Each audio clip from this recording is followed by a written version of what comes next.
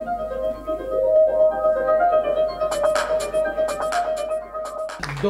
évidemment, après le développement économique, on arrive tout naturellement sur le volet finance. Alors, on vous a dit que le projet était mûrement réfléchi d'un point de vue finance.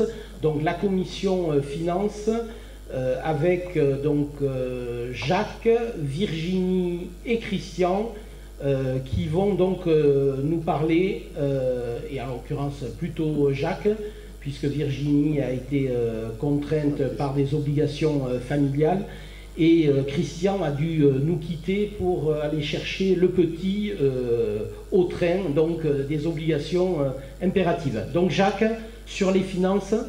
Bien, alors sur les finances, c'est dommage que Christian soit parti, puisque je vais souligner. Alors c'est une vidéo, ouais. Ah. Le projet 2020 présente une caractéristique grave. Il est en déséquilibre de plus de 400 000 euros. Donc une question importante, comment allons-nous rééquilibrer ce budget? C'est une première question. Deuxième question, comment allons-nous et par quel type de réflexion allons-nous affiner les idées d'investissement qui ont été donné par la mairie sortante, et comment aussi allons-nous gérer le potentiel d'emprunt qui est assez intéressant aujourd'hui, avec aussi la définition précise de nos projets. Donc Jacques, j'allais dire, on a commencé à effleurer le sujet tout au long de la soirée.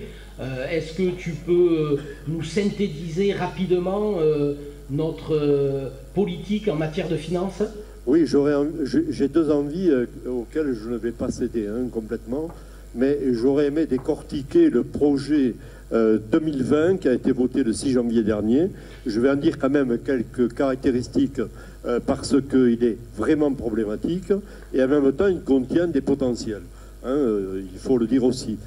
Mais les finances de Poussan, c'est une longue histoire, c'est le deuxième point, je reviendrai au premier.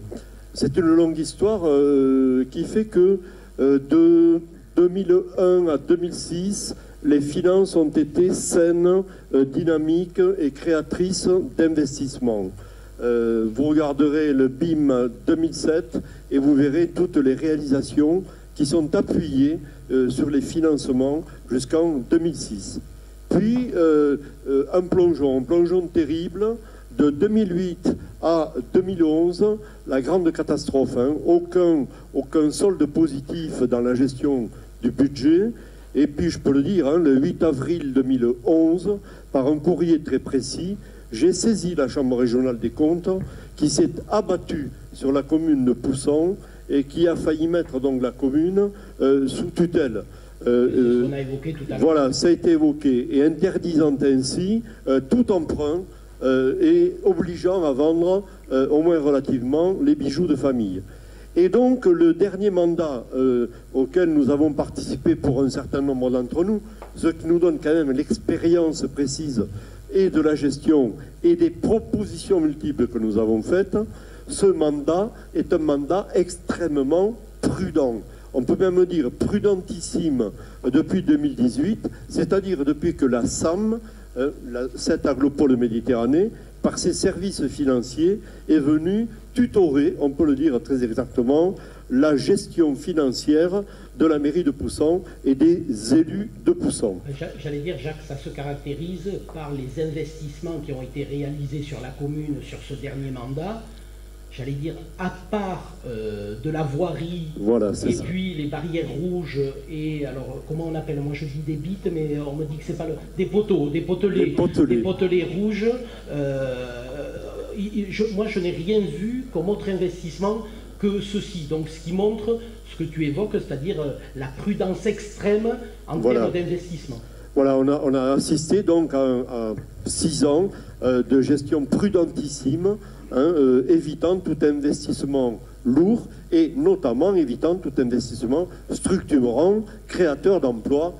Ça n'a pas du tout été fait, d'où l'abandon par exemple du patrimoine tel que ça a été évoqué, ou même l'abandon relatif de la plaine des Baux Je parle des espaces sportifs, par exemple, bien que l'adjoint au sport ait tenté de proposer des projets importants au bénéfice donc des associations utilisatrices. Alors, le budget... Jacques, sachant, puisque tu cites cet exemple sur le complexe sportif des Baux, des rénovations, alors je pense par exemple au terrain de tennis, qui auraient pu être faites avec des projets subventionnés par les fédérations, etc., à plus de 80%. Ça veut dire que l'investissement communal était réduit à 20%, et du coup, on s'est privé de ces investissements-là qui auraient permis de mieux pratiquer le tennis, en l'occurrence, enfin, je parle du tennis, mais sur les autres terrains, tout à l'heure, Gérard parlait de l'entretien du gazon synthétique. Bon, on a rencontré les mêmes difficultés. Oui, en clair, l'héritage est mité, hein, je n'en parlerai pas d'autre mot, il est mité, et donc réellement insuffisant. Alors, par rapport à ça, hein, ce qui nous a interpellés, choqués, hein, je dirais même, c'est que avec une forme de brutalité, de hâte, de dépêchons-nous avant que le feu nous brûle tout, le 6 janvier dernier a été voté le budget de l'année 2020. C'est drôle parce que la loi permet jusque pratiquement au 30 avril hein, de laisser le temps aux élus qui arrivent avec les élections municipales en France hein, de s'approprier d'un nouveau budget. Mais là, non. Le 6 janvier a été voté le budget. Et le 6 janvier aussi, par décision du maire, il peut le faire légalement, un emprunt de 500 000 euros a été souscrit. Donc un budget d'un côté, 500 000 euros de l'autre, 500 000 euros pour payer en partie les investissements 2019 et les investissements 2020. Autrement dit, faire la soudure hein, avec le budget 2020. Alors le budget 2020, moi je vais en donner 2-3 caractéristiques. Hein. Plutôt 2, Jacques. Plutôt 2. Ouais, bon, alors plutôt 2. Alors je vais choisir l'investissement. Hein, je vais choisir l'investissement. Alors l'investissement, d'un seul coup, de baguette magique, alors qu'il n'est jamais réalisé à 50%, sauf les années préélectorales, mais je dis depuis 2008, hein, c'est comme ça. On peut suivre cette courbe depuis 2008. Donc le budget d'investissement, d'un seul coup, bondit à plus de 2 millions. Il se décompose en 2 domaines particuliers, 1 370 000 euros, ou 380 000 euros si vous voulez, pour les constructions et aménagements des bâtiments publics, c'est considérable, et 454 000 euros pour la voirie et l'aménagement urbain. Alors, qu'est-ce qu'il faut voir en face de ça? Je le répète, le taux de réalisation n'est jamais que de 50% ou moins. Mais donc, ça, tous les ans, Jacques. C'est-à-dire tous que les ans, tous les depuis ans, on toujours. dit on va faire pour 1 million et on n'en fait que 500 000. Voilà, c'est depuis toujours. Hein, voilà. Donc, premier élément, le taux de réalisation ne sera évidemment pas tenu. Deuxième élément, je l'ai évoqué tout à l'heure, un emprunt en plus de 500 000 euros pour faire face à ces investissements. Troisième élément, en regardant de très près quelles sont les subventions espérées. Alors, dans le budget d'avant, 19, hein, dont nous ne connaissons pas le résultat, le réalisé, il était prévu 892 000 euros de subventions. Autrement dit, on s'était dit, ils sont vaillants, cette fois-ci, ils vont aller chercher des sous. On le verra au compte administratif à venir. Mais là, ce coup-ci, ils ont prévu 235 000 euros de subventions.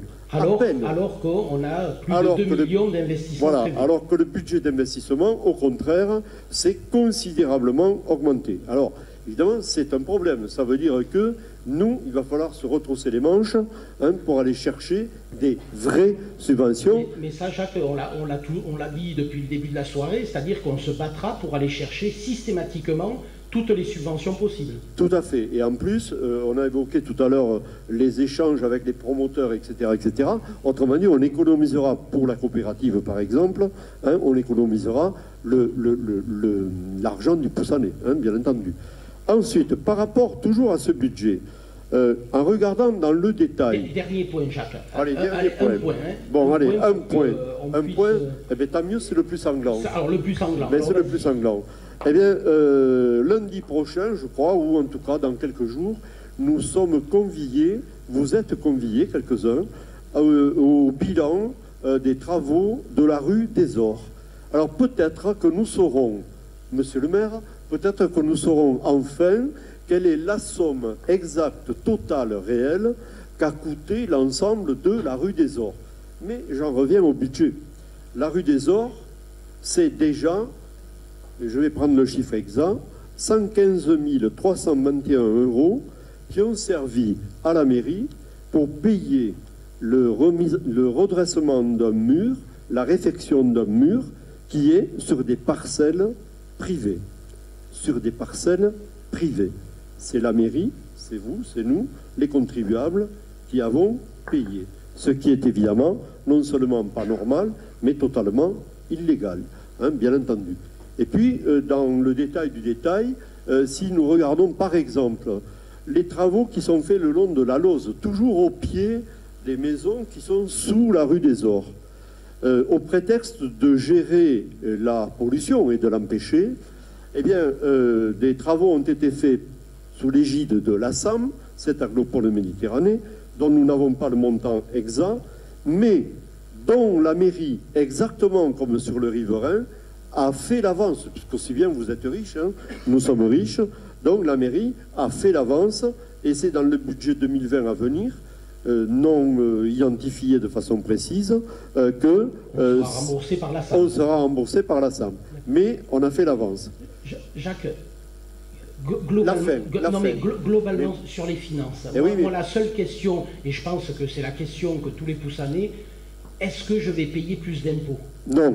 Alors, nous ne paierons pas plus d'impôts. Nous refusons évidemment augmenter les impôts puisque la recette fiscale est de l'ordre de 2,7 millions depuis déjà assez longtemps.